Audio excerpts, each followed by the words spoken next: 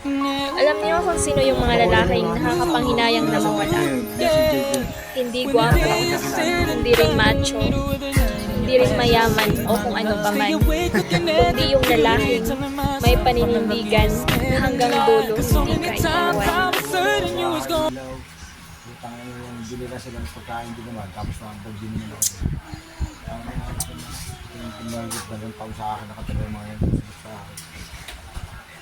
Maloko, no? Tapos yung kita nila sa printing ko, pinapadala lang ng babae. Yung babae, pagka parang pinipersa ng magulang, yung babae. Sa nanghihili magulang, sa Bisaya, pag humingi, ano, Ngayon, hindi ko papadalan. ang ina, parang ano parang ano sila, Giselle diba yung, parang ulit ka ba? Ibang napansin ko din pre, tahimik siya ba? So,